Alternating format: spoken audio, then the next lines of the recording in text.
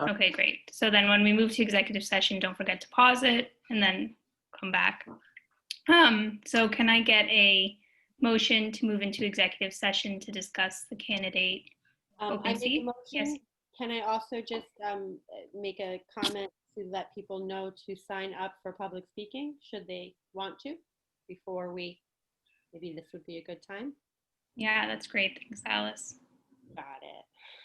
Okay, so yeah, I move to go into executive session. We need a second. Alan is seconding. It's taking a long time to admit veto. Oh, veto.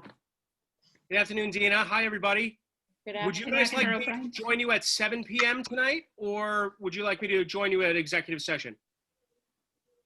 No, I think 7 p.m. is perfect. Okay, Thank great. you. Have Yeah. a good session. Thanks. Dr. Brian.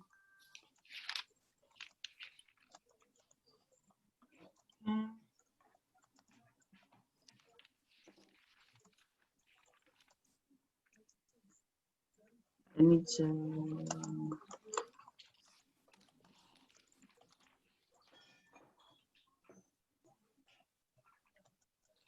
We didn't say we're inviting Steve and Natalia, obviously, to the executive session.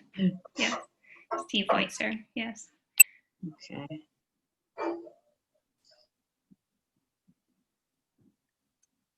So we're just waiting for veto, right? To get in. So we Just texted to say he's having connection issues. break out. Can we invite him to the breakout room? No. Can we put a note in the chat so people coming in know where we went? Maybe they might not know necessarily.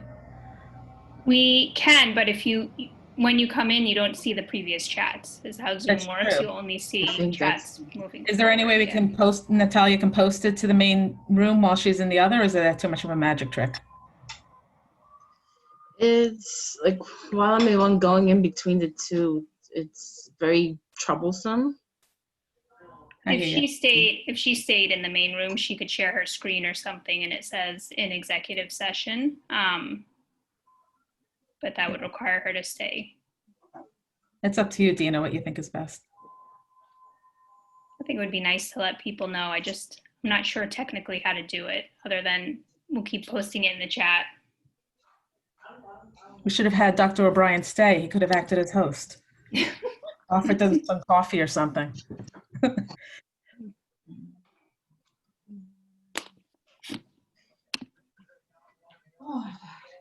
Is Marisha in? Yeah, she's here. She's under. She was under. There she is. It was local, right? Yeah. Local 0. Zero? Yeah. Okay. Mm-hmm. Yeah, Moto Z4. Moto Z4 or local 0? I think it's Moto Z4. Moto Z4. Yeah, that's right. Okay, sorry. Okay. And then Yifeng is under Michael. Don't forget Yifeng. Okay, And so then right, so we'll be going into rooms now. Okay, Natalia, don't forget to pause the recording before you come in, please. Thanks. Inga also said she's waiting to be let in. Okay.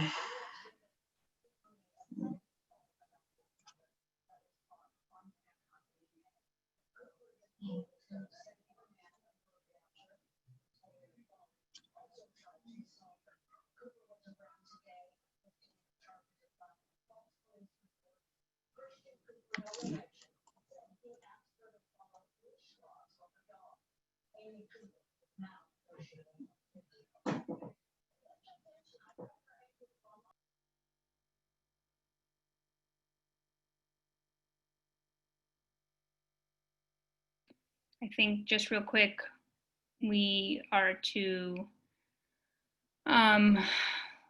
approve the business meeting minutes from July, September, and the October special meeting. Does anyone think we need to discuss? Everyone had a chance to look at them. Natalia sent them out.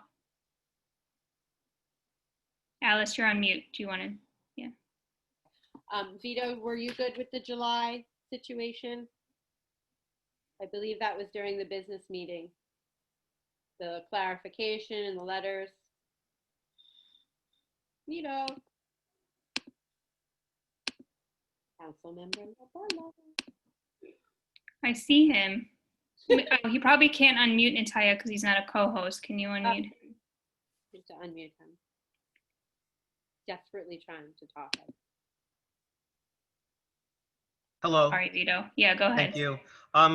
I believe it was at the general meeting, Oh, but that was resolved with Natalia. I'm perfectly happy when we get to it. I'm Okay. perfectly happy with this. Thank you all so much for your indulgence. okay.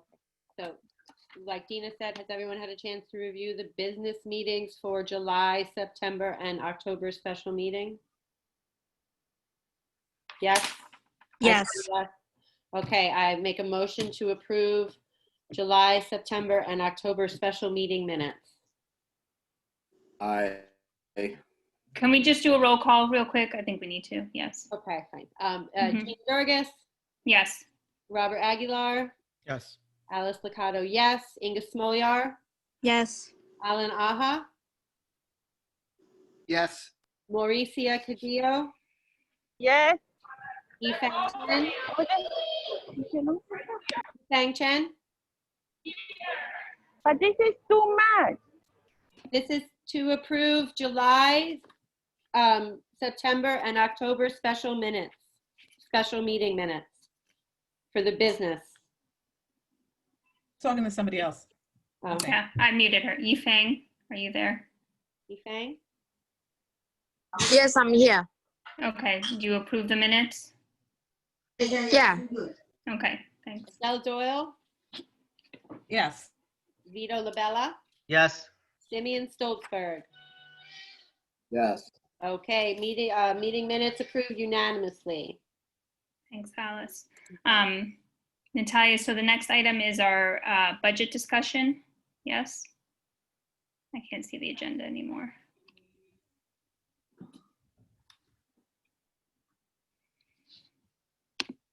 Yeah, so I guess your Yeah. is the next. Oh, But if you want to save that for the, yeah, I'll just save that for the calendar meeting. so then. I think, yeah. Yes. Natalia. Natalia, do you want to? Sorry, I'll mute myself. Okay, I don't mind. Please go ahead. Okay, Natalia. I'm sorry, it's a little crazy because I have to go back and forth between like admitting people and screens and Do you want me just to go over what I understand of it? I'll post up the budget and So we need to make a new line item for Dropbox. Did you send that email to everyone, Natalia, I think, or just officers about the No.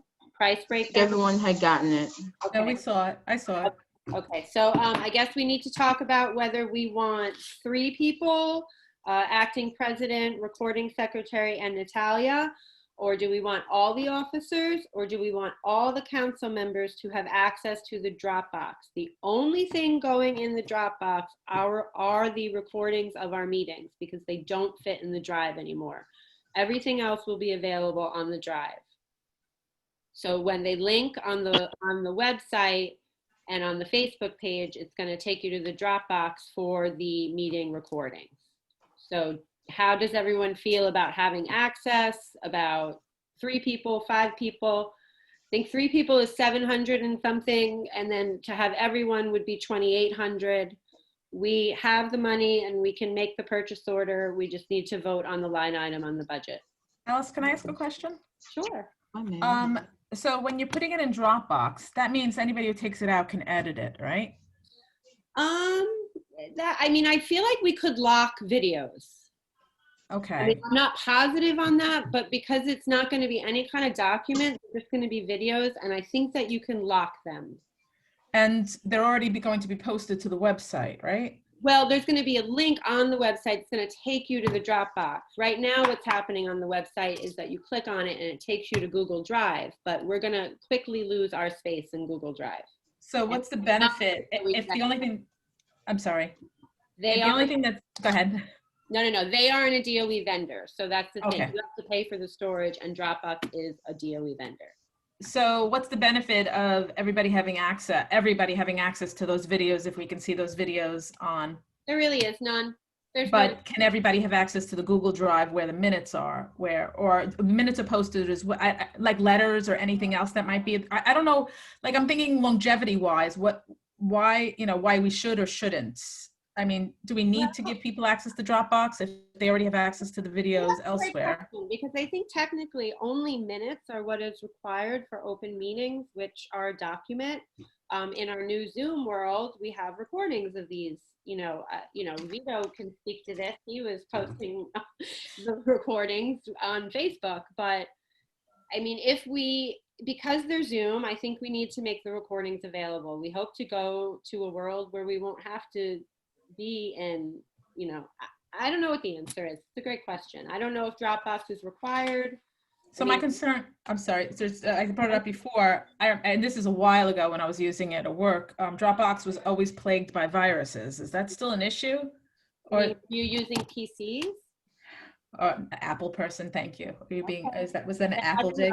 I've never had a problem with Dropbox other Yeah. than running out of space on it all the time. But I can't really speak to that. I mean, hopefully this is a short-term solution. Like we go back to in-person Right. world one day, and then this is just a bridge to carry our recordings until then. I don't If we're understand why contracting there's, that the only thing going on there is videos, I don't see any reason why I would need to be on that. What, Simeon? What did you say? yeah, I don't understand why going back to in-person is going to change anything, because I thought we were trying to videotape our meetings and publish them. That's what Vito was trying to do. Right. I mean, it could be long. True. Yeah. Okay. Yeah. I think My question is, do you know what other CECs are doing? Are there other ways of storing these and having people have access to them? We could do a YouTube channel, cheap enough. Yeah, free. A YouTube channel is free. We could post it to a YouTube channel. I've mentioned this before. I've got every single meeting of my President's Council, of my PTA. I've got it all on there. I don't know why we're so reticent about doing that. Okay. And so, but on the DOE website, is it okay to link to a YouTube video?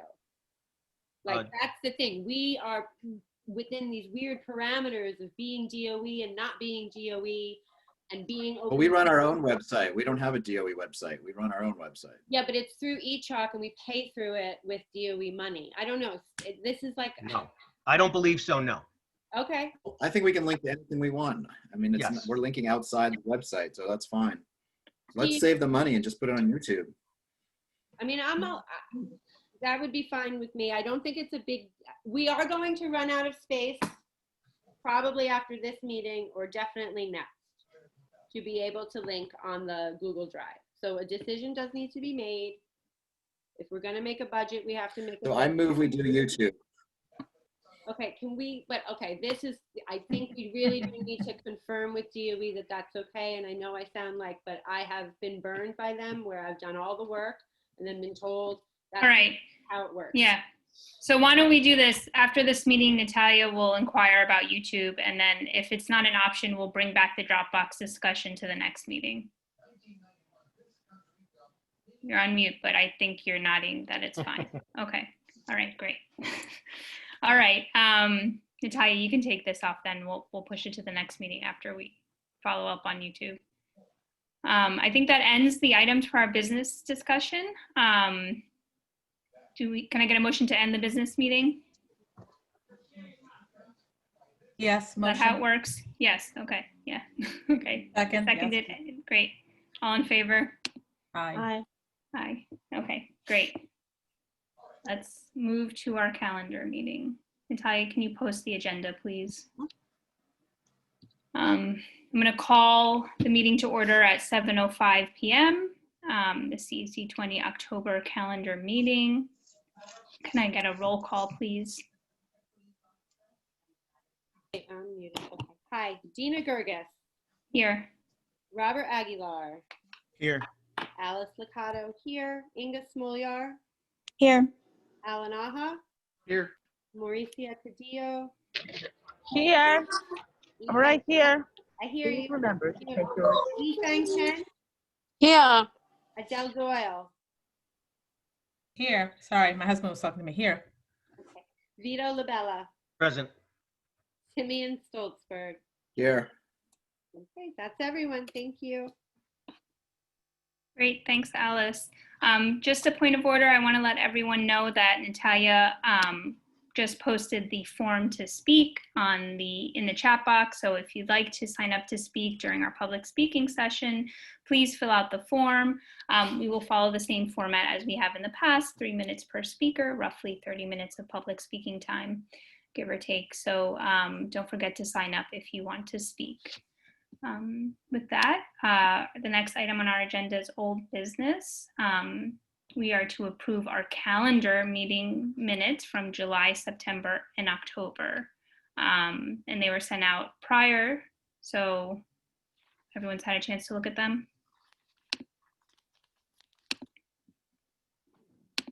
Yes, I just, I submitted 2 letters and I expected to see them here, attached to the meetings. I do not. Natalia, can you explain, you said there was some issue? Yes, like as I said before, since you sent them as PDFs, I cannot like copy and paste them into the minutes itself, but they are posted online on They the are website. online. They are on And the they will website. continue to be archived in that fashion with these minutes. Yes. Thank you, Natalia. Thank you, everybody. So in other words, when you see July minutes, you'll see a link to the letters, right, Natalia? Perfect. That's how Yes, it's in the same box and it's under, and it says that the documents that Vito submitted, and each one is there listed. A little bit thing that is different for the October meeting too, which I love, and thank you, Natalia, for taking care of it. Timestamps on parts of the minutes that are, relevant, or the public speaking parts with the name, and then you can go right to the timestamp on the recording. I think it'll help people find what they're looking for a lot easier. So thank you, Natalia. I would like to make a motion to approve July, September, October special meeting minutes, special meeting calendar minutes. Anyone second? Second. second. Should we do a roll call again? Yes, please. Okay, Dina Gergis, Yes. Robert Aguilar, Yes. Alice Licato, yes. Inga Smolyar, Yes. Alan Aha. Yep. Mauricia Cadillo.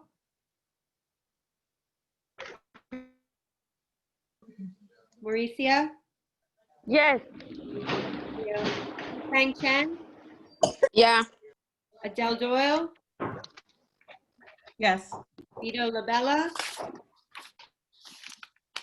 Yes, and Simeon Stoltzberg. Yes. Okay, motion passes unanimously. Next, on to new business.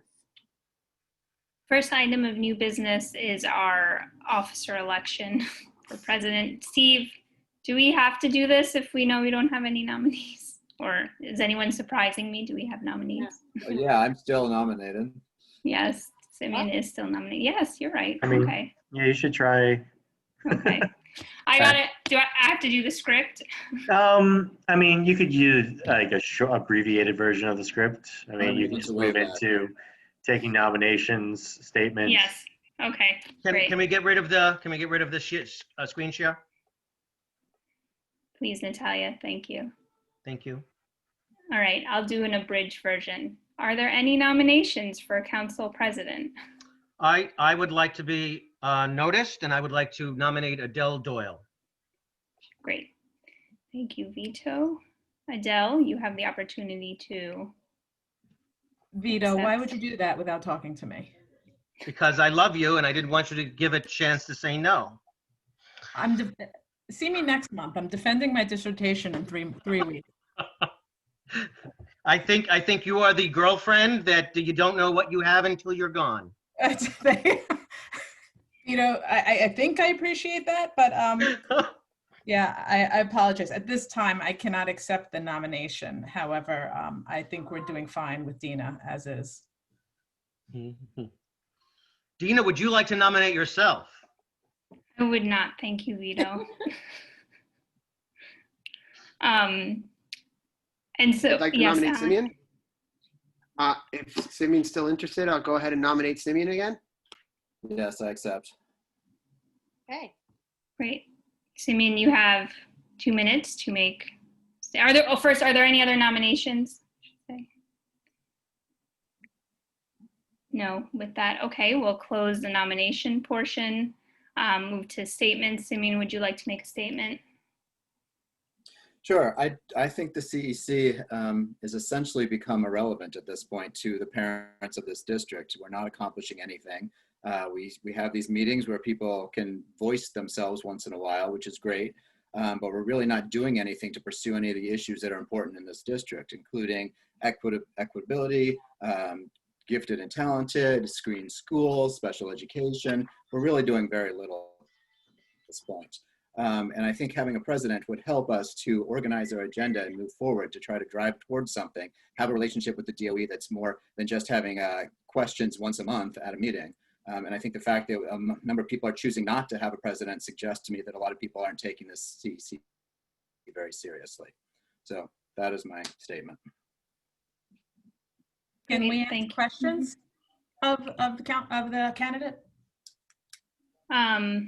I think so. Steve, do you want to weigh in on that? I mean, you could, or you could vote. I mean, it's up to you all.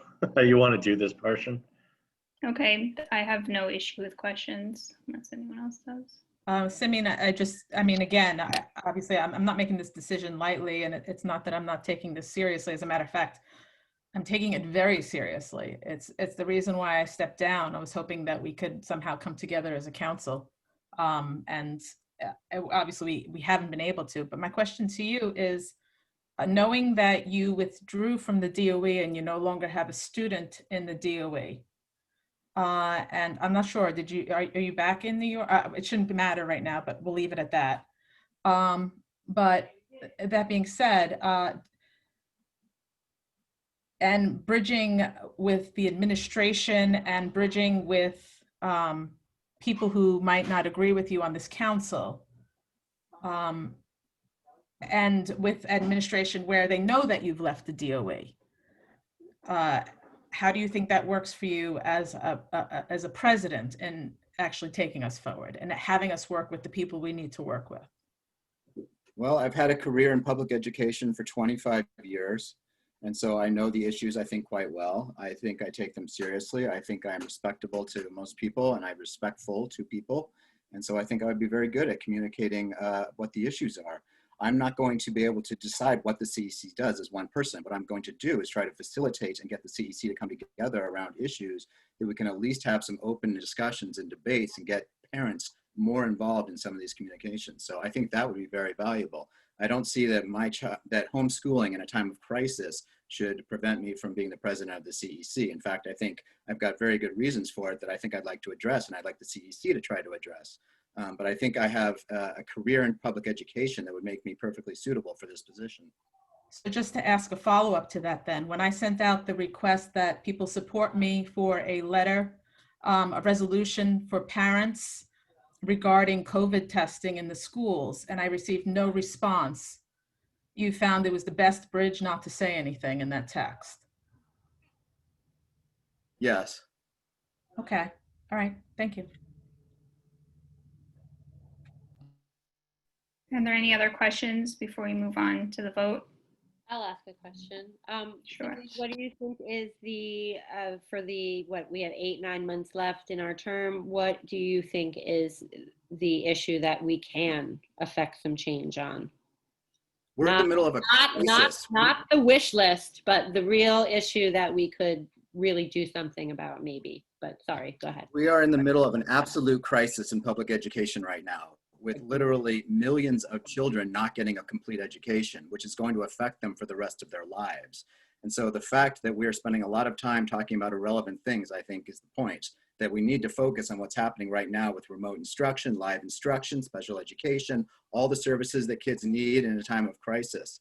And I think parents are not being heard right now. We're having agreements being made between the DOE, UFT that the principals don't even know about, and they're concerned, and they're trying to then schedule every day. They're trying to change their schedules to adapt. We're having kids leaving the DOE from in-person to remote on a regular basis now, almost daily, so that they're having to change their schedules almost daily, which is insane. This just isn't working, and there's so many kids right now falling through the cracks, and we need to hold the DOE accountable for that. And I think we need to come together as a group and get parents involved in speaking what their concerns are, what their issues are, and voice those for them to the DOE and to other people. Thank you. Any other questions before we move to the vote? Okay, great. Natalia, will you call out the member names so we can vote?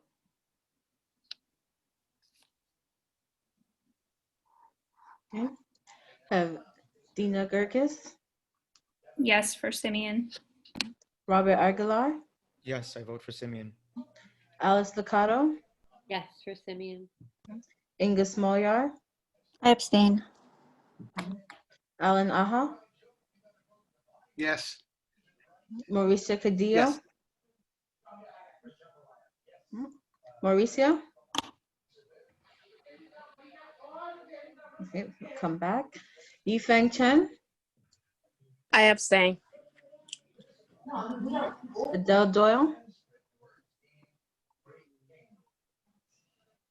Adele, Oh, sorry, no. Vito Labella, Abstain. Alice Licato. Wait, called you already. I All right, already voted. Simeon. Yeah, I wrote your name down twice. Simeon Stalsberg. Yes. Hey, Mauricio, are you there?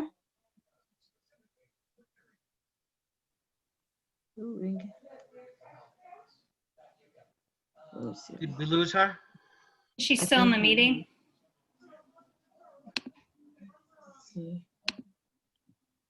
I don't see Did her she ever come name. back from the, did she ever come back from the other room? Yeah, she did because she voted for the minutes. Yeah, I don't see her name. yeah, I think. I we don't know, lost him. Steve, what do we do in this situation? I mean, count her as not being here for the vote unless she comes back in the next couple minutes. Okay. I mean, yeah, I'm looking, I don't see her in here. So that's where the vote lies right now. Right, so, all right, so as it stands, we have 5 yeses, 1 no, and 2 abstain. 3 abstain. No?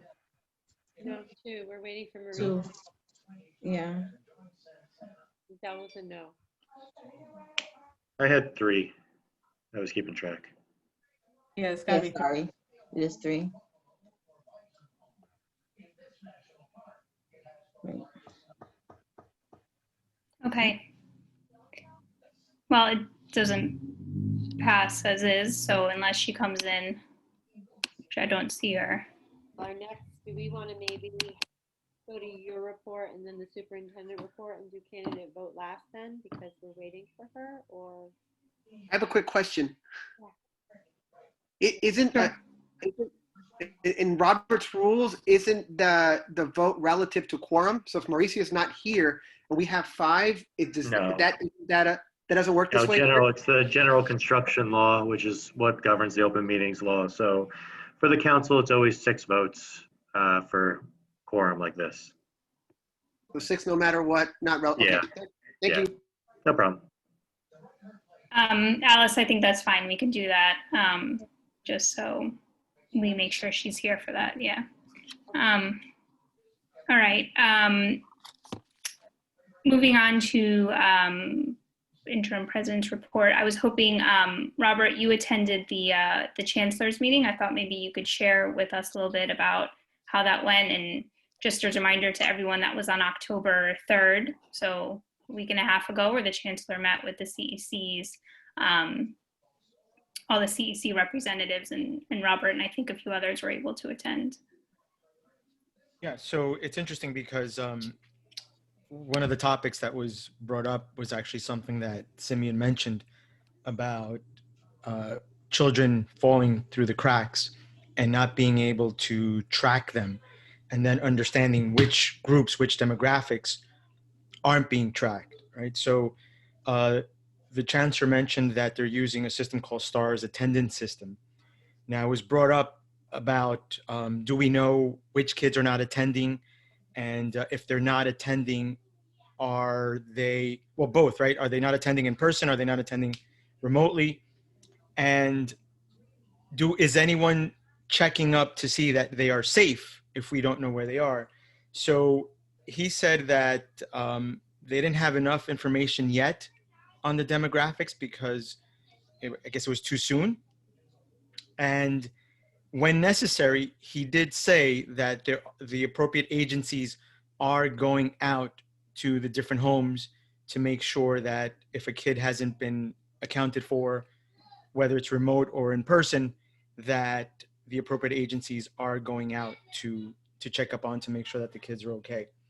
And then it was mostly a lot of the members asking questions, right? So they talked about cleaning of the buses. He went into the type of cleaning system that they're using. They're using an electrostatic cleaning system. A big topic that has been floating around is the randomized testing, right? And I believe that kind of changed now. I don't know, but at that time of the meeting, randomized testing was, you were obligated if you were called upon, right? He did mention that it was going to start from that point 2 weeks out. And that, so people were concerned about the testing and how it would be uncomfortable. He mentioned that they were going to use some sort of new test where they were not going to stick the swab all the way to the back of your head, but it's a new test where they can put the swab around the outer part of the nostril, so it's not going so deep, so it's not so uncomfortable. And the other test was where you actually, it's a saliva test, and that is supposed to be the least intrusive and less painful, where you just kind of, he said, you spit into something and they test the saliva. So, but I believe that all that might be different now, so I don't know how accurate that is as of today. And then people were also asking about curriculum. He mentioned that this is essentially a decentralized system where schools choose the curriculum that they want to go with. And he said in some instances, principals don't even choose anything of the option that is available for them. So principals at the schools have complete total choice of the style of curriculum that they want to go with. So also returning on iPads, there was some crazy situation where a kid was pulled out of school and he had to return his iPad. So people were concerned about what the procedure of that is. Apparently some principal somewhere threatened the student that if they didn't return the iPad, they were going to call the cops on them. So he says that's not policy. That's not going to happen. It was also brought up D75 students at that point were not exempt from the randomized COVID testing. Going forward, they're going to have real-time monitoring on COVID cases. And he talked about a software / app that was going to be used for that. I don't know if that is accurate as of today. And then randomized testing, again, because it came up a few times, was going to be confidential. And so they weren't going to share that information as far as your name or whatever, but I believe it does get reported to CDC for statistical tracking. And then he ended with, he feels with everything that's going on, he's extremely frustrated. He's extremely exhausted mentally and physically. And also the issue was brought up from other council members. And I want to say that maybe, and I don't want to misquote, but I want to say that he didn't disagree with this particular statement that was made about mayor control of the system. He said that, or others said, and then he didn't disagree, that mayoral control is not the problem that we are experiencing right now. It's just an issue with this particular mayor and what's happening. And that's kind of what it was, that was the conclusion at the end. And that was brought up by other council members, and it came up more than once. And that in itself is kind of what went on. The meeting is available at the Chancellor's website if anyone would like to watch it. And that's about it. Great, thank you. Can I just respond to that, just for clarification? I'd like to be read into the record my letter that I CC'd you on regarding parent concerns about the COVID testing in the school. And those concerns remain outstanding, in particular that the consent language that is used, which parents are expected to sign, is incredibly vague and in no way asserts the rights of our parents. And I feel we have an obligation to protect our parents, particularly our D75 students who are still not exempt. Students with sensory issues are expected to go with a stranger to a room, even though it looks like a very sweet pediatrician, and that parents can't accompany their children or can't go to one of the facilities which the parent meeting last week suggested. They're all outstanding and we have no answers to them. So please read into the record that the letter that I CC'd you on regarding that. Okay. I'm not clear. I know that this is supposed to be the president's report section, so I'm not sure, according to Robert's rules, how we go about if all council members speak during this session, because I see some people raising hands. Maybe Steve, you can weigh in, because I was just going to do another note just about the meeting to parents that are on here today and then move on. I mean, you should finish what you were going to say. If people wanted to speak with further comments, someone can motion to open up discussion on something. Okay, thank you. So I was just going to add again that, Natalia, if you don't mind posting the sign-up sheet into the chat box. I know people have still been trickling in, so people who have just come in did not get a chance to see the form. So as I mentioned, we will have a public speaking portion at the end for parents. So please sign up to speak if you would like. That's all I had left to say during this section. Don't know if you want to make the motion or. Just a Yeah, go. announcement too. Our next CEC Yes, meeting thanks, is Alice. November 17th at 6 p.m. Zoom link will go out the week prior or so with the flyer and all the announcements. That's November 17th, the Wednesday at 6 p.m. our next CEC meeting. And just for CEC members, I wanted to quickly just draw your attention to an email that came through. It's from ECC. It regards the administrative assistants and furlough. And if you all could just take a look at it and decide whether you want to sign it, that'd be great for our lovely administrative assistant, Natalia. And that's all I have to say. If someone wants to make a motion to open up discussion on this, I'm fine with that. Maybe you, Adele, if you want to talk about it. Muted. Yeah, we can make a motion if you'd like. I know we tend to talk down a circle, but Well, if yeah, we're gonna if anybody else would like to say something, I'd like to make, yeah, I'll make a motion to open up the floor to discussion. Yeah, exactly. Second, anyone second? I second. Okay, so now it's open for discussion. Adele, you said something. Would someone else like to? Yeah, I think I've said enough Well, you for now. can, of course, but maybe someone else wants to speak on it. Vito, you seconded. Did you want to? Yes, I want to apologize to Adele. I did not understand that she sent out an action item. I don't know how I lost it. I apologize. You know, everybody's under the gun, I guess. I certainly support the resolution that she explained a little bit, and if she wants to read into the record, I would certainly support that.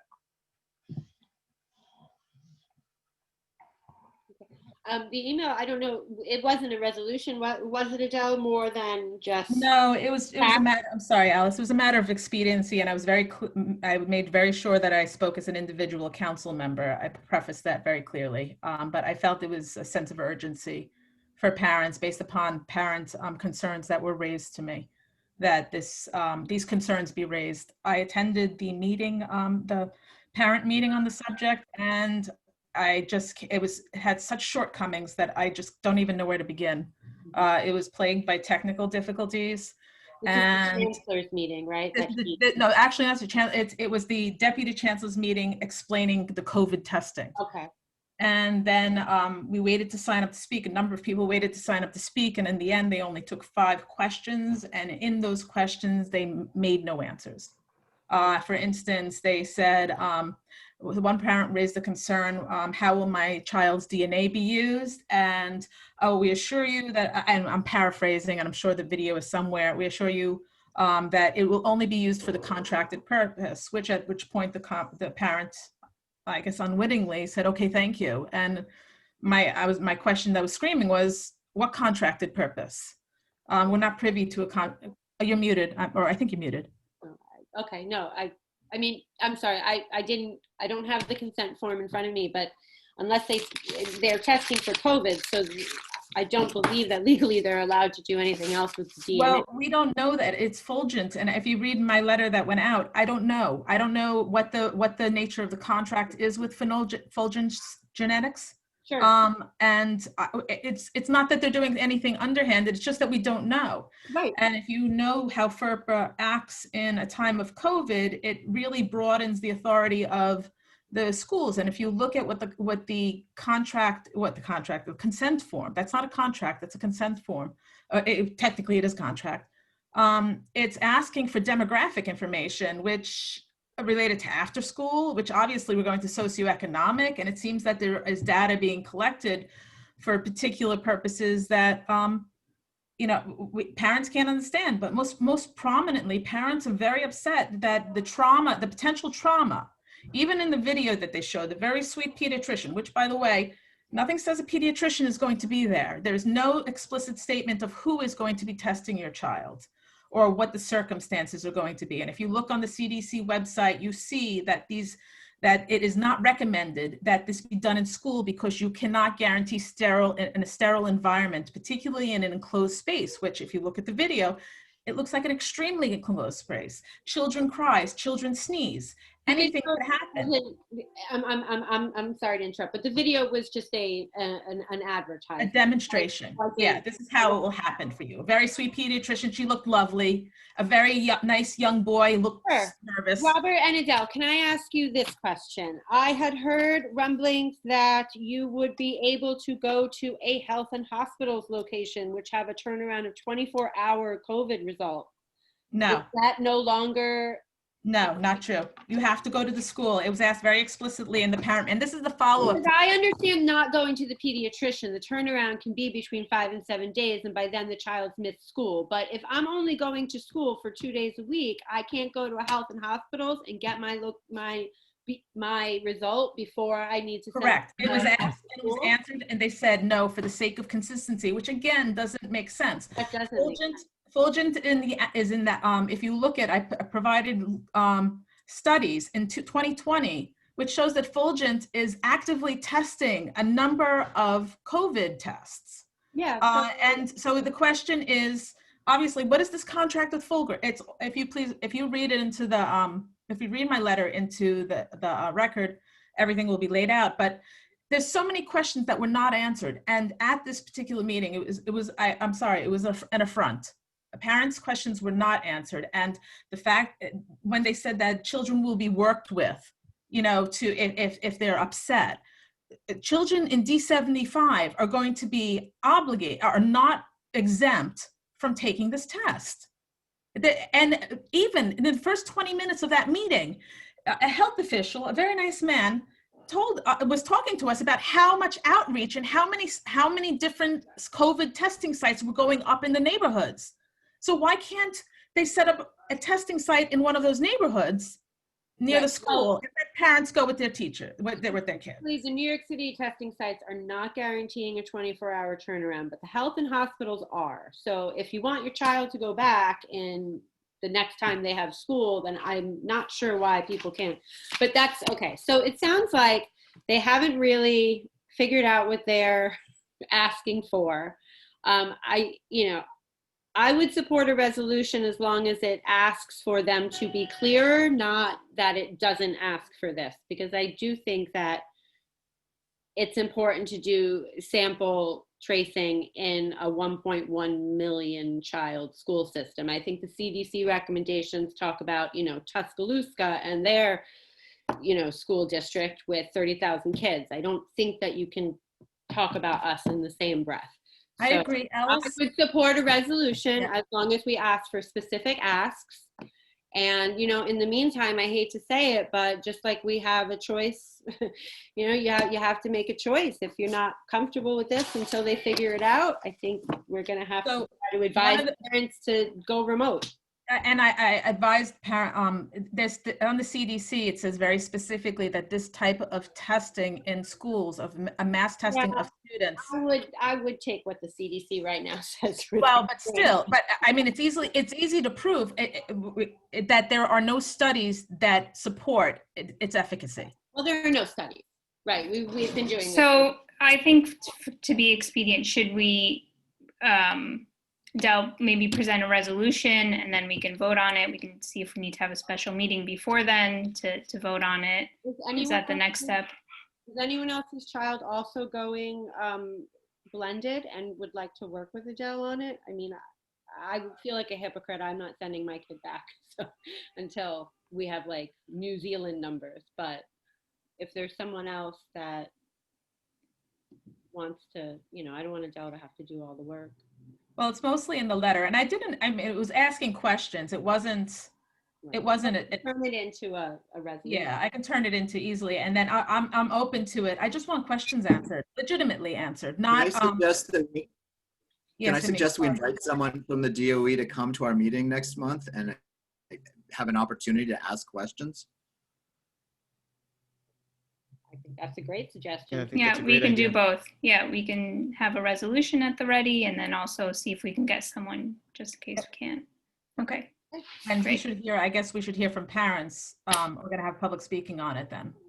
Yeah. Well, in order to pass a resolution, don't we have to have public speaking? We can do it beforehand, yes. Yeah.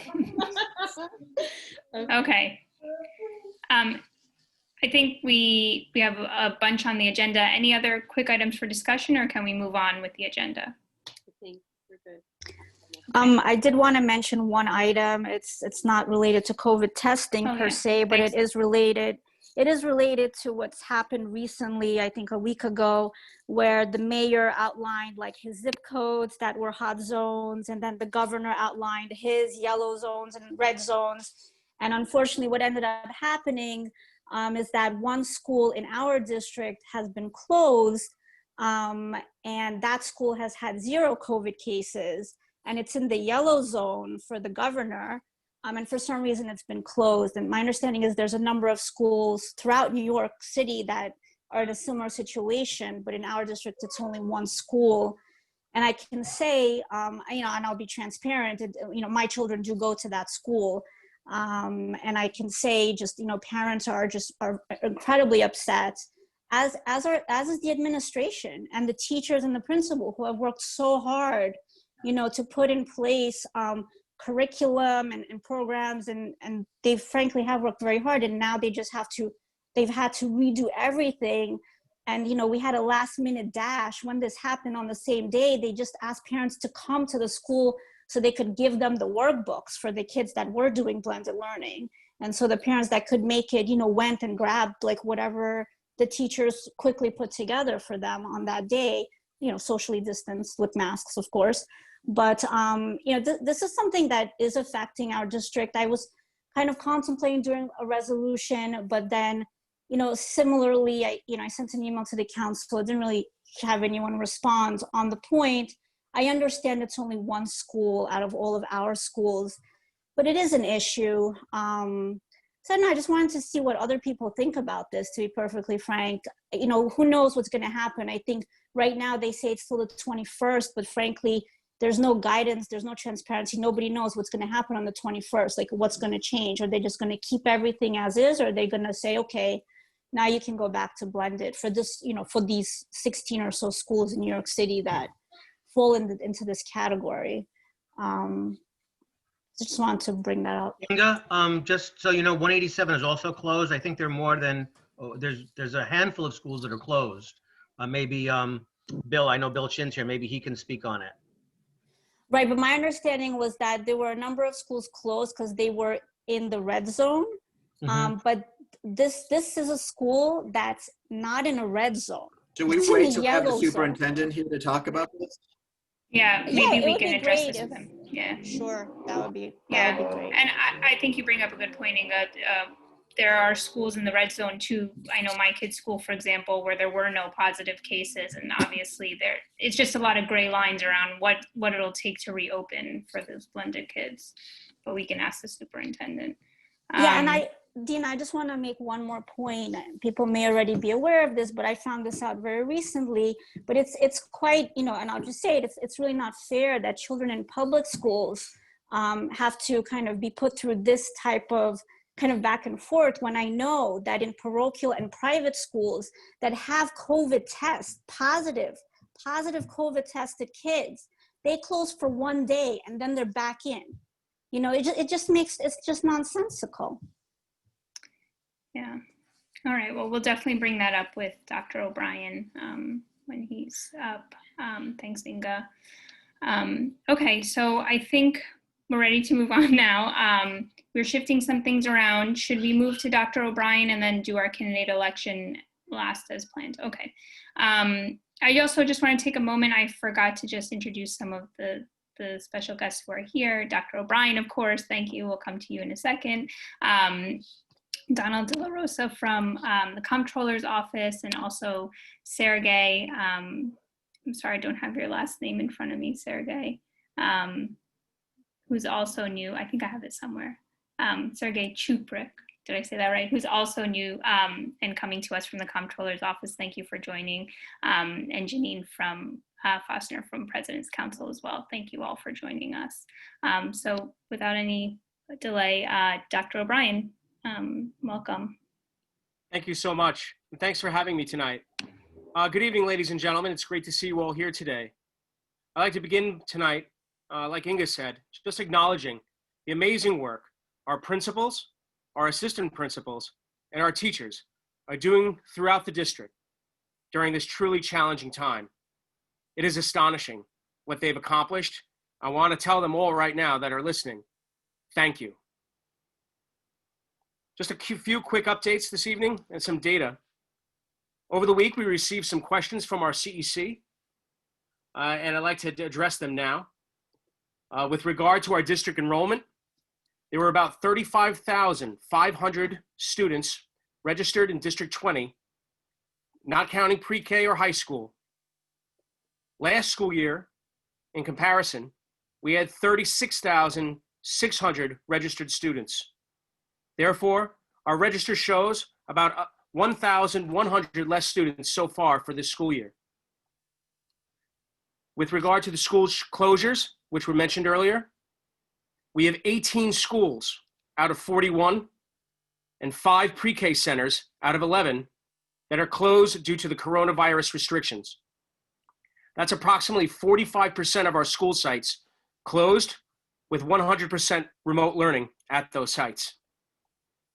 Currently, our attendance for remote students, for that are 100% remote, is 94%. For our hybrid in-class students, we have 93% attendance rate. And for our hybrid remote, 92%. Unfortunately, and of great concern for us at this time, there's over 1,200 internet-ready iPad requests that families have not received from the city. There's about 500 laptops in schools currently. However, most of them do not have Wi-Fi capability.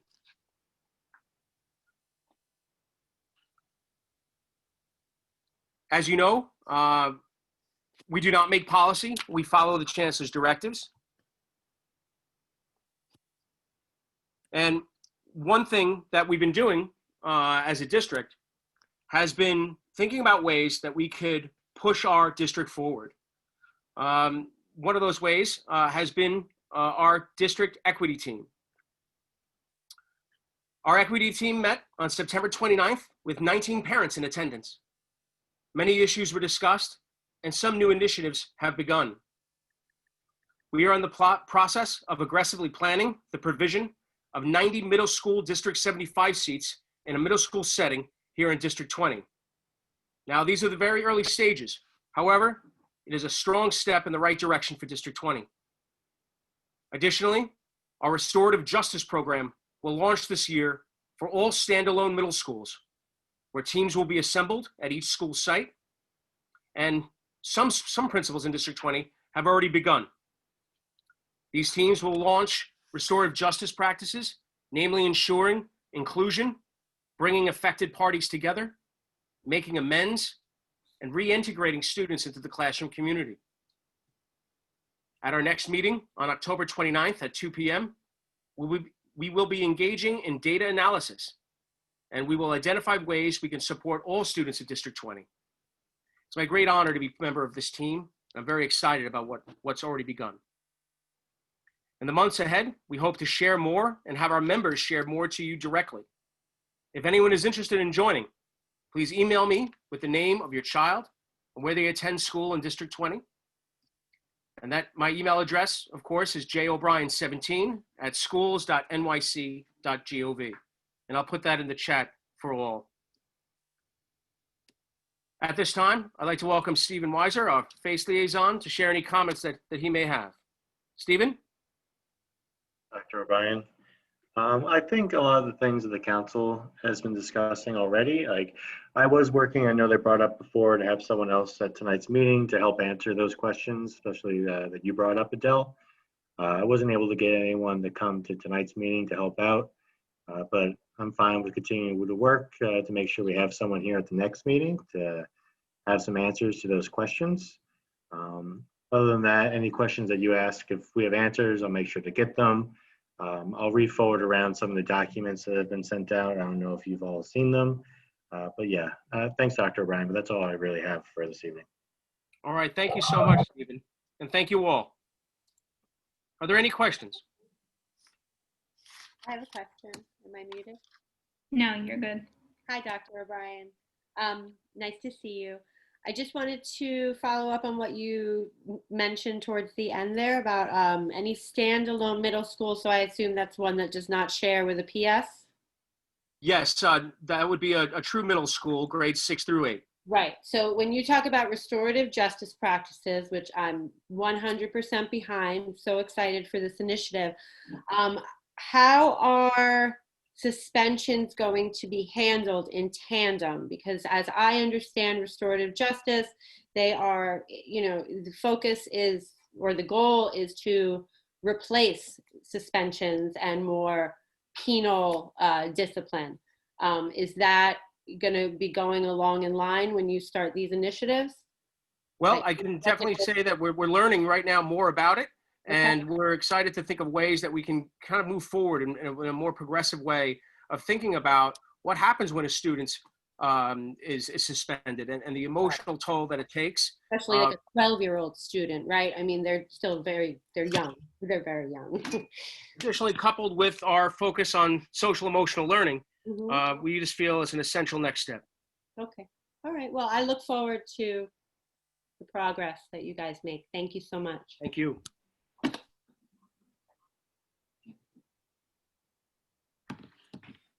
Did other council members have questions? I have a question. Actually, I guess I'm trying to formulate something in my head. It was going to what Simeon has been mentioning about academics and where we're going this year. I'm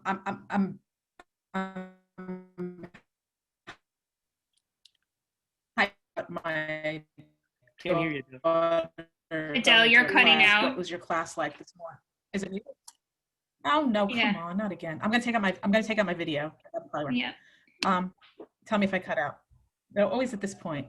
All right, so I'm paying attention this year, and it's 7th grade for my daughter. And what are you learning? What did you do today? She's in blended learning, so she goes 2 days, and I'm not gonna lie, it's been kind of a rocky start, but in some instances. But my biggest concern is, how are we identifying what students are learning?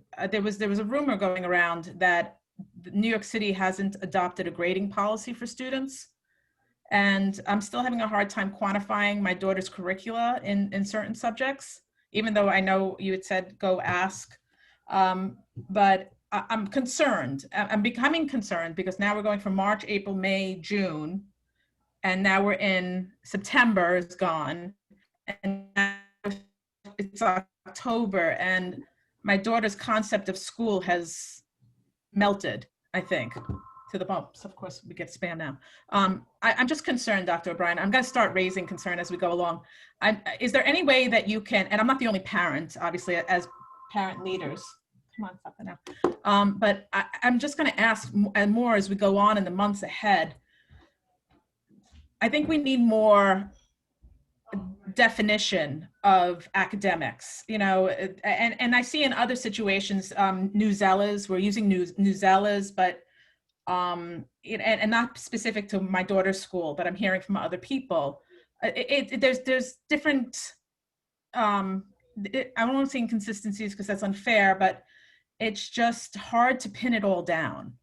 And what are the curriculum objectives? And what are we really rationally expecting of young students under 8th grade to self-direct in their home life regarding critical literacy, regarding attention to detail in their work, with the type of feedback that they're getting from teachers? How is their academic growth being fostered? And we're getting to that point, because right now, if we don't start that, and I literally had to go into my daughter's thing because obviously typos, obviously, you know, wait, you missed this part of the question. And I'm sure the teacher was going to address it, but it's the fact that she's gotten to that point, and she was an honor student and she was very meticulous in March. And yes, it's my neglect as a parent who's working and all of that, but this is my concern, and excuse my frustration at this point. And I'm not in any way putting it onto teachers in the sense of, I know what the impossibility of your situation is, but in the same vein, we have children who aren't necessarily able to embrace an academic experience that is benefiting them. So that's, I don't know if that makes sense to you, but I'm sure we'll talk more about it as we go along, but anything you can say or. Sure. I mean, I think it's an essential question, Adele, is as we pivot towards academics as opposed to the operational, you know, the first things was first, right? We needed to get the ships seaworthy so that we can get out to sea. And I think that when one takes a look at this new pivot that we're doing towards academics, we're going to see more and more of that happening each day. However, these last few weeks, I think my hair is turning more gray up here on the top, and it's been quite a challenge. And I assure you that as we move forward through this tremendous acclimatization towards this new altitude, we will ensure that the type of instruction that District 20 is famous for will continue. For me, that is something that we need to do, and we need to do fast. As you mentioned earlier, the time that is being lost in some places is time that we'll never get back. But I do know that the principals and the teachers and the APs of this district have done a remarkable job thus far, and there's nothing that sways me in my thinking that they will accomplish this too. Last week, we shared with you a letter from a parent that was concerned because her child was not getting any live instruction during remote learning. And can you talk to us about what your response is to parents who have that concern? So I had a very nice conversation with that family, and I think I was able to allay their fears. I was also able to ensure that instruction, although it may not be live, would be rigorous. And I spoke to that family, and I would welcome any other families to contact me should they be having concerns, because this is what we do, and we want to ensure that they have an experience, the best that we could provide at this time, that's meaningful and authentic.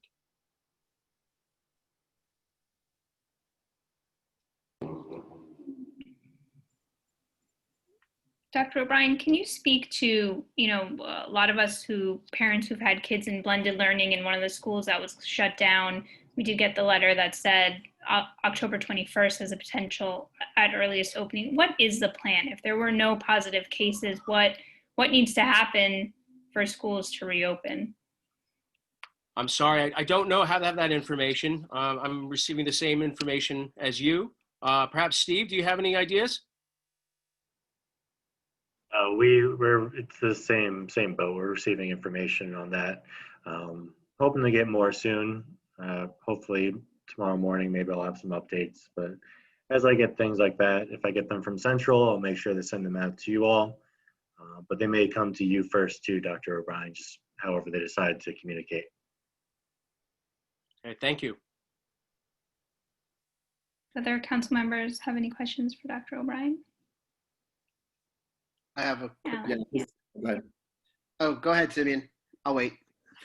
Well, just following up on the academics, the last time we met, I asked, is there any information about student learning and SLIDE from last spring? And now we're in, the middle of October. Is there any information that the district is collecting to find out how students are doing coming back to school, how much students have lost, and how many kids are going to need remediation? Sure. So that's more of a school-centered question, Simeon, at this time, around assessments. Schools administer a myriad of assessments at the school. So are you saying that we need to contact every school to find out individually what they're doing, but at the district level, we don't have an aggregate sense of what the kids in the district are needing? So I guess I would be more comfortable saying that each school, as you know, uses a different curriculum. If school is using different curriculum, what assessment would be used to assess such a large range of unique curricula? Further, I guess. Further, hold on. One other aspect of this is also which standards would we be measuring them by? Would it be by the 21st century learning standards, which are the new ideation, or would it be the Common Core? So at this time, I don't think there's an assessment anywhere that would be able to measure what you're asking. I think Can you each tell school us, has each is doing school done its own amazing job. assessment? I'm sorry? Does each school do its assessment and then communicate with the district about how many kids are struggling or behind? Is there any kind of monitoring of students from the district level, looking at what the needs of the kids are across our district? So we are indeed collecting information on student performance from each school. Additionally, principals are in constant contact with me, along with looking at data to identify what needs are currently present in the district. Now, we haven't had any time yet to accurately look at those beginning of year assessments in any sort of diagnostic way, where we, as you put it, aggregate to look at overall how the district is doing or where students are falling. So no, not yet at this time.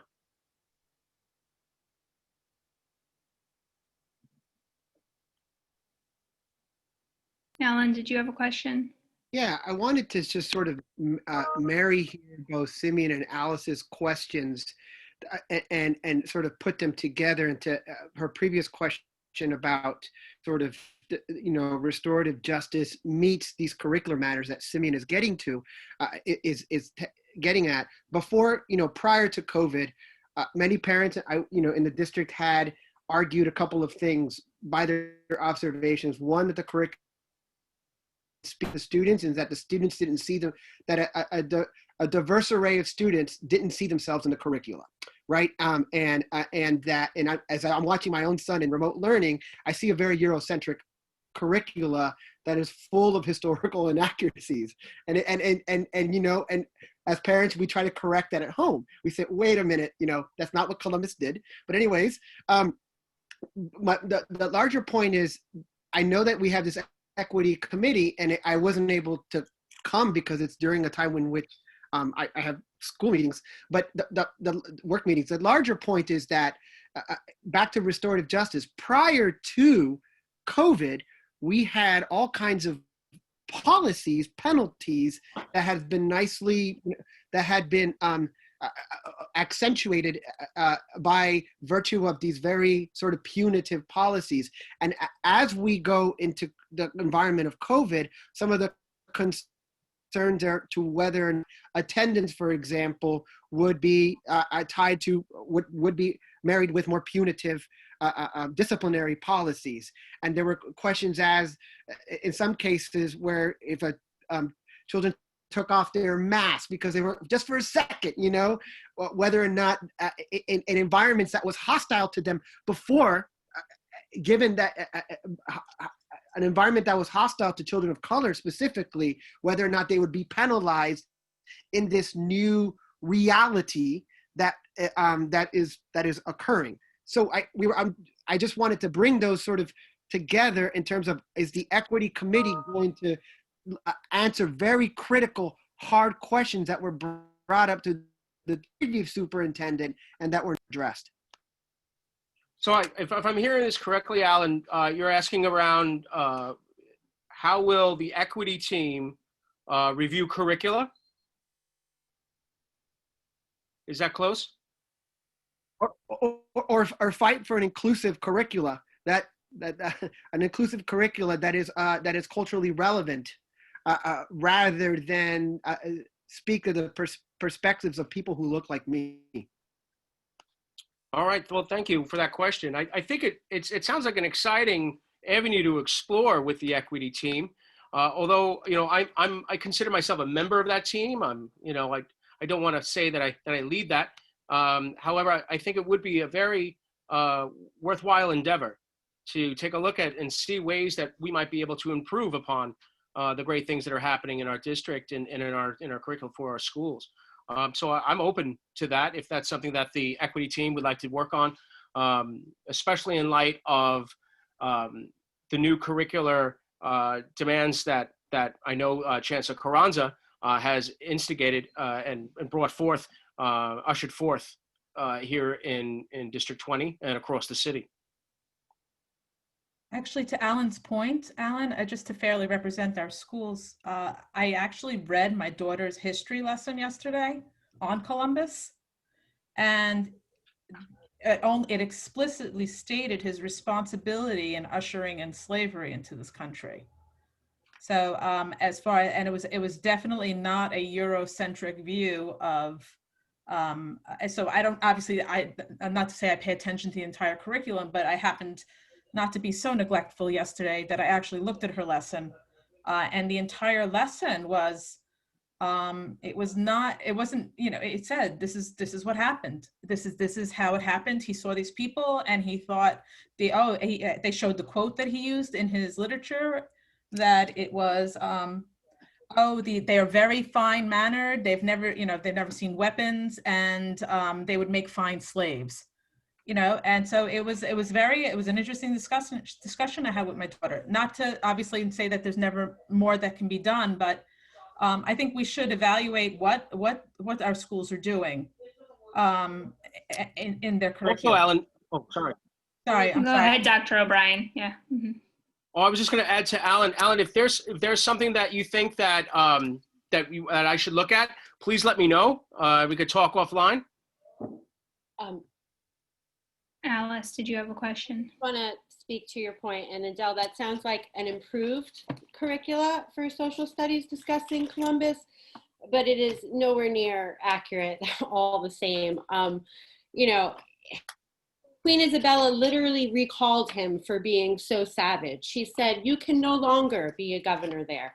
He would throw people's babies on fires. I mean, it's beyond he helped the Mid-Atlantic slave trade. I agree with Alan. I think that, you know, a rethinking needs to be done, and yes, progress is made, and that's great, but I mean, there's so much more to go.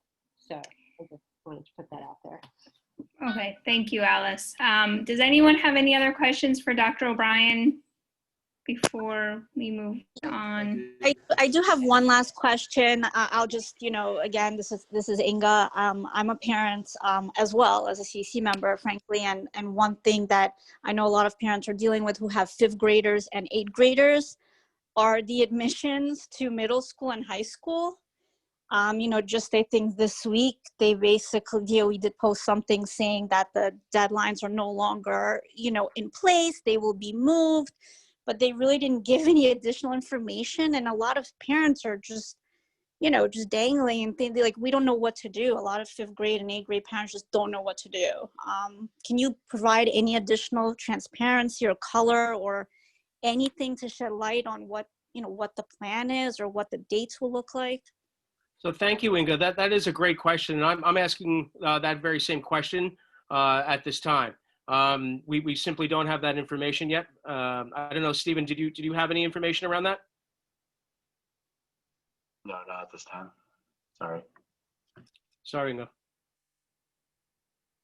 Are there any rumors about when they might be rolling out something? Couple weeks? I'm sorry, rumors? Yeah, that I've heard? I mean, do you hear anything in the? No, Alice. No, nothing. No. Okay. People No, are. we're waiting too. I know. I wanted to follow up about the gifted and talented programs. And I read that in a number of schools, they were not able to maintain their gifted and talented classes because of the scheduling problems. I was wondering if you could tell us how many gifted and talented classes have not been able to operate that were supposed to? So off the top of my head, Simeon, I don't know, but there have been schools that simply just do not have the staffing to provide an additional teacher for those courses. So no, I wouldn't be able to speculate. And I think my heart really goes out to the principals, because doing the programming and reprogramming has been such an arduous task, and with every day it changes, and these people are working around the clock to try to ensure that there are teachers for in-person students, as well as teachers for the remote.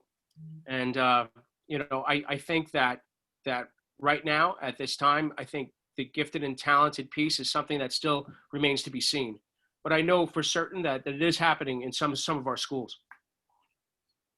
And that leads to my last question, which is, we know that there was a teacher shortage, and that in order to make this hybrid plus 100% remote program work, that the schools need more teachers. And do you have a sense of how many teachers we still need in order to make this work effectively? So no, I do not have that information off the top of my head. That would be something that we could look into and try to get you some answers around. Is it your sense that we're teachers, that we need more teachers?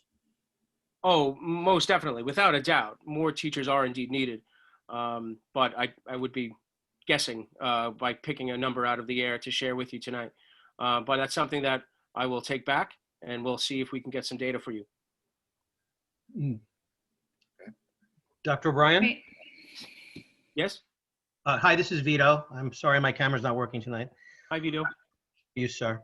So I'd like to follow up on the admissions standards that we're still waiting for. Schools like 187, citywide programs, high school screen programs, middle school gifted and talented superintendent's programs, the whole litany of programs that are very important to District 20 parents. They've been a big part of District 20 for years.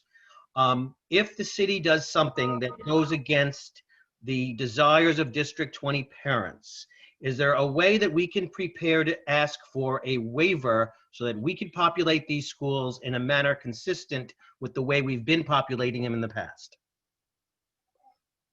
So as I said earlier, Vito, unfortunately, we don't have any information yet about what that's going to look like for gifted and talented or the citywide G&T that we have here in District 20, or any of the particular G&T programs. We simply don't have the guidance from Central yet. When we do, we'll be sure to share it. And I'd hate to speak in hypotheticals around what could be for a waiver until we actually approach that bridge, because it's simply too far in advance. I would love to tell you that we have some key information. However, we don't. As soon as we get it, though, we'll be able to share it with you and the rest of the CEC and the rest of the district. Well, I understand that there's thousands of families all over the city that are waiting for this information and for this decision. And the city, the DOE, has really been stringing our parents along for months now. As you know, the SHSAT should have been already scheduled, and we're told that it's been delayed, but we don't know for how long.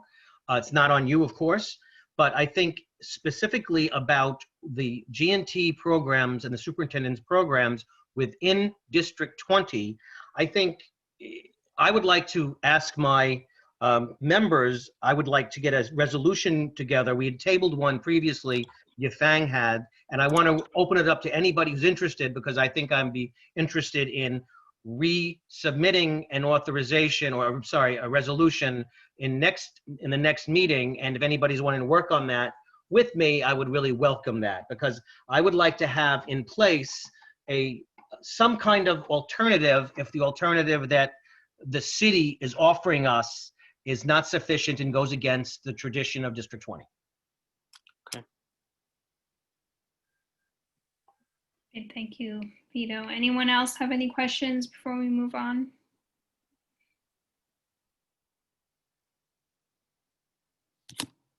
Okay, thank you, Dr. O'Brien. for Thank you sharing all. with us tonight. A pleasure speaking with you all tonight. Very patient. Thank you. Yeah. Okay, great. So before we move to the public speaking, I just wanted to invite two of our other district and other special guests to just share comments real quick. Janine, I know that you had, Janine Foster from President's Council, I know that you had asked to speak. Janine, are you there? I don't know if she might have stepped away. Oh no, there she is. Hi, Dina. How are you? Hi, good, how are you? Good, thank you. Yeah, it's just pretty much, I attended the same meeting that Adele has, being a parent of an 8th grader, as well as President's Council President, co-president of PSIS 104. And the concern was that the answers that we were getting from a doctor were a little unnerving. He said that some of these testing areas were going to hold on to the samples for 3 days. And they were sure it wasn't going to be distributed the way it was supposed to, and that it wasn't going to be random anymore. It was going to be weekly. It wasn't going to be much of a choice. And it was a little upsetting, because then it went into, well, what about the District 75 kids? And that there's just a lot of uncertainty going on right now. And to get questions in 10 meetings where you don't get answers is very upsetting to a parent. I mean, the principals that are on this meeting right now are trying their hardest, as well as their teachers, to get these kids a proper education that is what they deserve. The fact that we get pushback from DOE, we get pushback from the chancellor, there's just a lot going on that is a little unnerving. And as a parent, it's kind of upsetting. But I appreciate that, CEC is here for us, that we have this platform to speak, and that hopefully all elections will go properly the way they're supposed to before the 31st of October, and that we can move forward swiftly in this crazy, uncertain world. Thank you. Thanks, Janine. And I also just wanted to invite Sergey to speak and introduce himself from the Comptroller's office. Oh, I think you're still on mute, Sergey. What about now? There you go. You're good, Okay. yeah. Okay, thank you. So I just want to introduce myself for you, and probably for some of you will be surprised to see two people from Comptroller's office. It just happened to be that our coverage. I'm South Brooklyn representative, so my area mostly would be from your district at that's Bath, Beach, and Bensonhurst. That's why Donald, he's covering more like Bay Ridge area, and I cover other part. So please don't be surprised, and questions probably will be personal preference or matter of geography, what representative of Comptroller's office you would like to ask questions. And if you need all my information, Natalia has all my contact information, and I will be able to also put in the chat box. And nice meeting you all. Thank you. Thank you, Sergey. It's nice to meet you as well. Welcome to the CEC meeting. Great. I think we have to do election. Yes, let's do our candidate election, and then we'll dedicate the rest of the time to public speaking. Does that sound good to everyone? Yeah. Yeah. Okay, great. I think Mauricia is back now. All right, so I think we'll do, We get her vote on the president too. Yes. oh, okay. Did we table that? Okay, yeah. All right. Thank you. So let's first vote on the officer election, and then we'll move to candidate election and then public speaking. Okay. So Natalia, will you do roll call for the president, the office of the president election? Okay. Dina Gergis, Vote yes for Simeon. Robert Aguilar, I vote yes for Simeon. okay. Alice Licato, Vote yes for Simeon. Inga, Didn't we vote already? right, remember Mauricia. Mauricio wasn't here. Oh, I see. Okay, sorry. Got it. Inga, Abstain. right. Alan Oha, Yep. Yes. Mauricia Cadillo, Mauricio, you're on mute. Maybe you need to make her a co-host, Natalia, so she can unmute herself. hold on. All right. Abstain. Okay. Okay, Yi Feng Chen, Abstain. okay, Adele Doyle, No. okay. Vito Labella, Abstain. okay, Simeon Stolzberg. Yes. Okay, so that'd be 5 yeses, 1 no, and 4 abstain. Okay, we will hold another election at our next calendar meeting to see if we can fill the officer seat for the council. Okay, let's move to our candidate election. Alice, do you do the roll call for this, or should Natalia do roll call? Doesn't matter. I think you're muted, Alice. Oh. No? I'm not. Natalia, okay. Wait, can you hear me now? Yeah, now I can. I'll do the roll call, why not? Okay, so this is for our CEC council member election. So we're just going to do a roll call. We'll start with our officers. Dina Gergis, first vice president. Tamara Stern. Robert Aguilar, second vice president. Tamara Stern. Alice Licato, recording secretary. Tamara Stern. Inga Smolyar, treasurer. Heidi. Heidi who? You have to say the whole name. Is it Heidi? I don't remember her whole Heidi name. Chan. Okay, Heidi Chan. Chan. Yeah. Thank you. Alan Aha. Alan? Tamara Stern. Mauricio. Tamara Stern. Okay, Tamara Stern, we got you. Mauricia Cadillo. You're Mauricia? on mute, Mauricia. Sorry, you just have to unmute yourself. Natalia, can you unmute? Yeah. Okay. Try now. Yeah. Heidi. I don't remember her last name. Heidi Chan. Okay. Heidi. Sarantopoulos.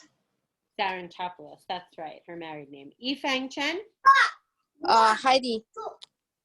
Heidi Chan Sarantopoulos. Vito Labella. I think Vito must be on mute. Hello, I'm sorry. That's okay. Vito Labella. Stephen Stowe. Steven. And Simeon, oh, sorry, Adele Doyle. I skipped All you. right, I understand. I'm sorry, Adele. Yeah, the bridge candidate, Stephen Stowe. Okay. And Simeon Stoltzberg. Tamara Stern. Okay, so let the record show that we have 5 votes for Tamara Stern. We have 3 votes for Heidi Chan Sarantopoulos, and we have 2 votes for Stephen Stowe. So we have not reached a quorum, and we have not elected anyone tonight. Great. Thank you, Alice. And with that, I think we can move to our public speaking session. As I Dina- mentioned, yes. I just wanted to mention one thing. I think we posted this to our website. This is just for the parents that are listening in. Girls Who Code is offering free online classes and the free curriculum to anyone. So if you're interested, we did post it on our website. Yeah, thank you, Inga. Yeah. Okay, great. So Natalia, if you don't mind posting the form one more time, just in case while we have people speaking, anyone else wants to sign up. We'll start, Natalia will call out 2 names so you can get your mics ready, the first and then the second, and you'll be given 3 minutes for public speaking, and then we'll move on to the next person. So Natalia, after you post the form again in the chat box, do you want to just call out the first 2 people, please? Okay.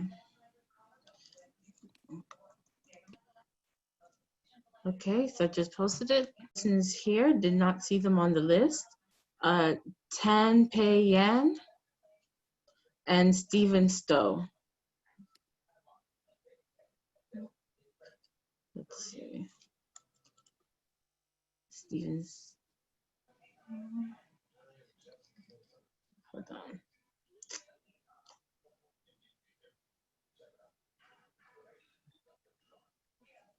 Okay, it's not unmuting. Okay. Am I supposed to go now? We're assuming the other one is not here. You can go. I'm still looking for the person. If you're there, please raise your hand. But you can go ahead, Stephen. Yeah. Okay.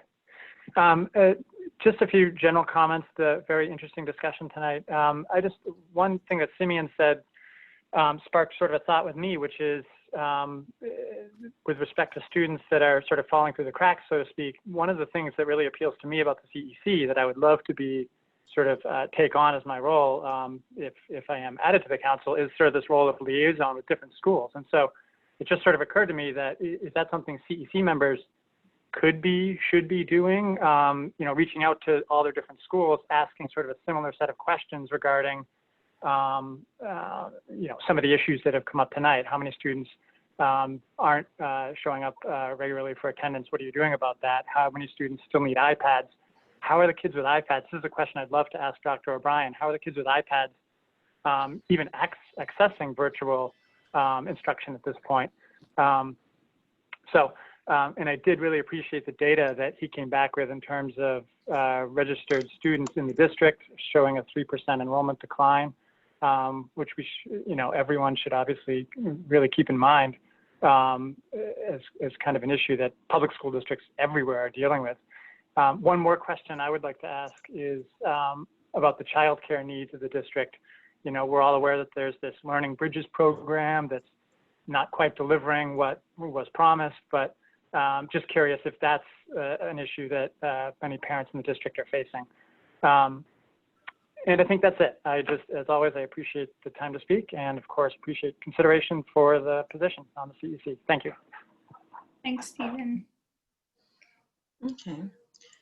So for the next people on the list, I don't have, so looking for Tan Pei Yan, a person who signed in as Local 0. I saw them earlier, but I no longer see them. And Melanie Liu. See Melanie. Yeah, why don't we go to Melanie then, and then we'll keep calling the other names. Okay. Go ahead, Melanie. Hi, good evening. So I just want to catch up the admission. I heard just now the 2 officers has no any information, and I'm very frustrated about that. And I believe thousands of parents are in the same situation as me, because the DOE know the situation since March. And in May and in June, July, we had several meeting and town hall meeting. Many parents spoke in the meeting to ask the admission. They promised to give an answer in August, and now it's in October already. So I think there are only 2 possibilities. One is the chancellor and the mayor have no any ability to handle this situation. Second, the most thing I think is they are just trying to play games about the admission. So I don't think they will give us a good answer by end of this month. So my question is for you guys, the CEC 20 members, if the admission come out and it's not good for our kids, what will you do? Because according to the limited high school seats, middle school seats in District 20, a lot of our kids have to go to other districts by applying the screen programs or the other programs. So my question is, what will you do if you want to issue a resolution? When will you do that? Because the result of the news will come in 1 or 2 weeks. So when will you do that, and what will you put in the resolution? Please help us. Thank you. Thank you, Melanie. Natalia, who's next on our list? Okay, so someone else I was not able to find, Sana I don't know how to pronounce it, Faker? Sana?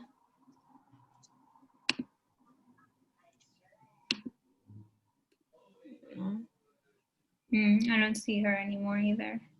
Yeah. Okay, so I'll call the names for that we are still looking for. So Tan Pei Yan, Local Zero, and Sana Fakar. Fakar. I think. But anyone should correct us if we're not doing your name. Yes, please. If I mispronounce your name, please let me know. I don't see any of those people in here. I just looked too.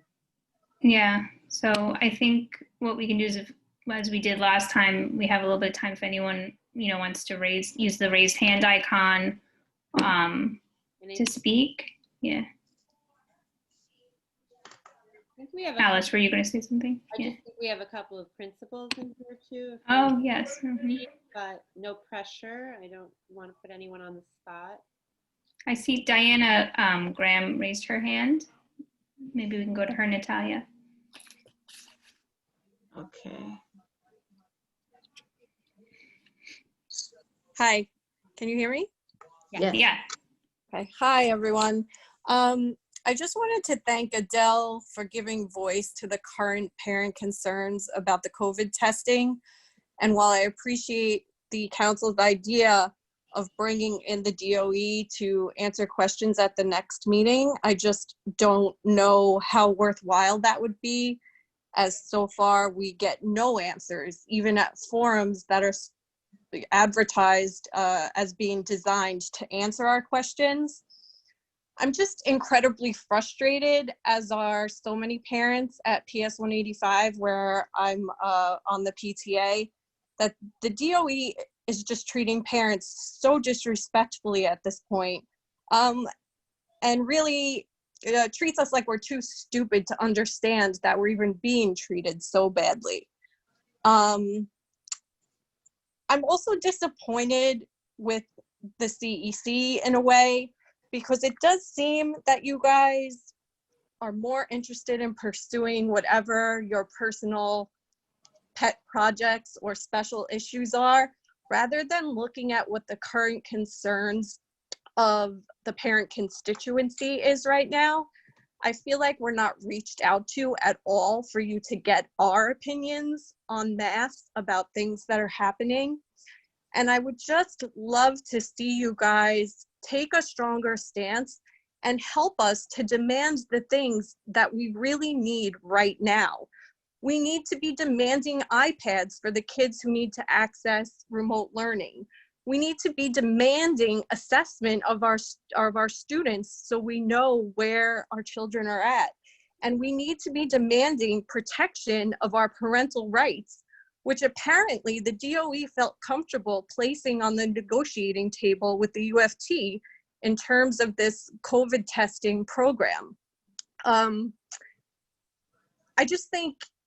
I hope that you guys take some steps to really reach out to more parents. I try to be as engaged as I can because I happen to be lucky enough to have the time. And I'm not even reached out. I don't even see any outreach, and I don't think I would be a parent who would miss it. So for parents who don't have the time to be as aware of what's going on, their opinions are totally left out. And we're sitting here where you guys are about to get into a fight about like what the Columbus curriculum would be, when there are kids who can't even access any curriculum right now. There are kids who aren't getting math, aren't getting reading, aren't getting anything. And all right, thanks. I'm sorry. Thank you. Thanks, Diana. I don't know if I didn't see any other hands raised, but Alice, you had mentioned that some of our principals are on. See if, yes, Principal Russo, yes. Russo from 160, I believe. That's right. Yes. That's right. Hello, Principal Russo. Thank you. Go ahead. You're on mute. Natalia, can you help unmute her? Yeah. Let's see.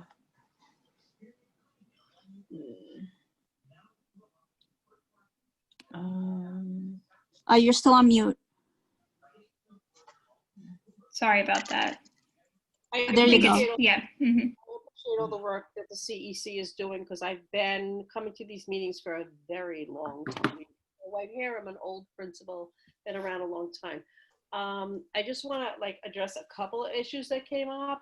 I know that people feel like the DOE is keeping them in the dark and then not getting a lot of information, but I have to tell you, your principals are not, and your superintendent are not getting a lot of information. Everything is always forthcoming. Forthcoming is my new favorite word. And I feel like we don't have the information to give you, or we don't want to give you bad information or the wrong information. So we're kind of skirting around it. But I can tell you, as far as the kids in the schools, I can speak for my own school, which is, a fabulous school, of course, that kids are being assessed and we know where they are. We have synchronous learning, we have asynchronous learning. There are guidelines from the DOE about that, about how many hours a day people should be on. Personally, I don't feel that kids should be on a tablet from 8 o'clock in the morning till 2 o'clock in the afternoon. I don't think it's healthy. So we have breakout sessions and things like that. But that's all public knowledge on the DOE. So you can access that to see how many hours your kids should be actually in synchronous learning with a teacher live. And I think that's an important thing for parents to know, because I know I have parents in my school saying, why aren't the teachers on all day? Well, because that's not healthy for your kids and it's not good for the teachers either. I know Jane Kapitanakis is on here. I know there's a lot of APs on here. I've seen a couple other principals on here. We're all here and we really want to answer your questions. So if you have specific questions for us, we're happy to answer them. We're here as part of Joe O'Brien's team, and we just want to make sure that you know that we're here to support the kids in this district, as we always have. And I just wanted to say that I think you guys are doing a great job, and I think some of the things you brought up are so important, and I really believe that together we can work to make this even a better district than it already is. But we need to work together. And that's the ultimate thing, is we need to work together. We need to talk to each other. We need to communicate with each other. We need to be there for each other. It's very important. That's all I have to say. Thank you. Thank you, Principal Russo. Yes, I see Jane's raising her hand. Can you unmute her, Natalia? I didn't see any hands on my list. It's Jane. She's waving. She's actually literally waving her hand. Yeah. I don't have her last name here, so I can't. Yeah, there's just Kapitanakis. Yes.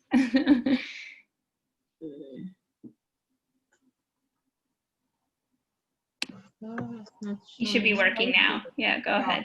Thank you. Yes, Kapitanakis is too many letters for a little screen.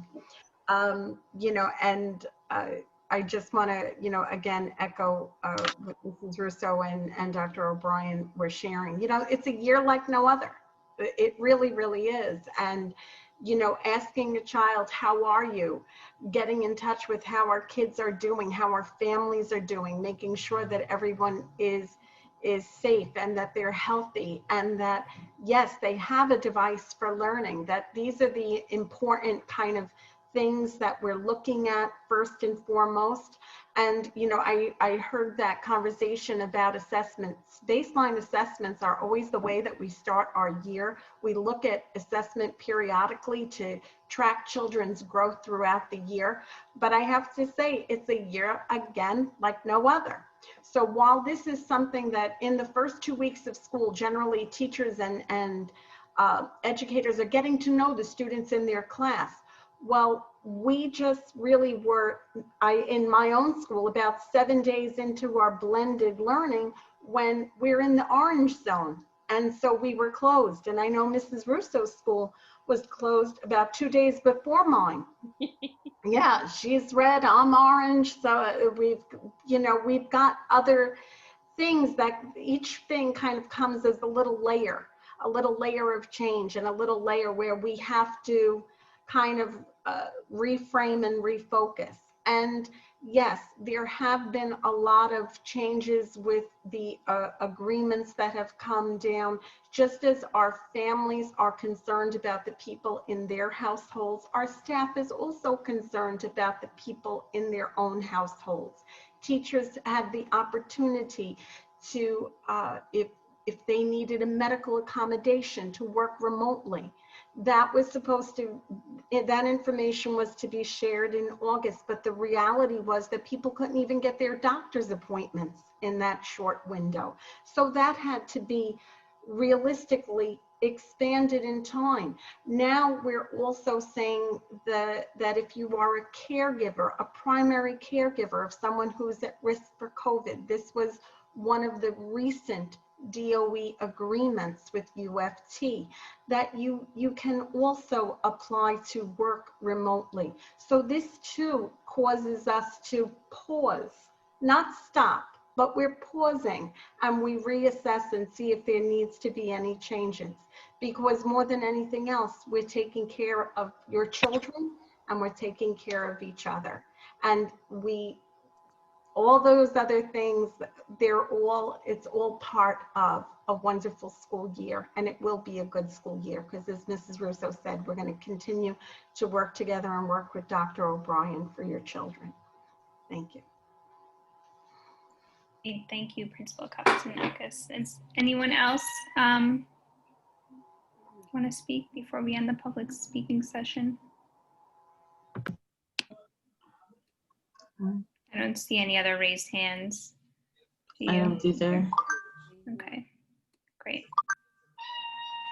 All right. I think with that, we can close the public speaking session and the meeting. So can I get a motion to adjourn the meeting? Motion to adjourn, 8:38.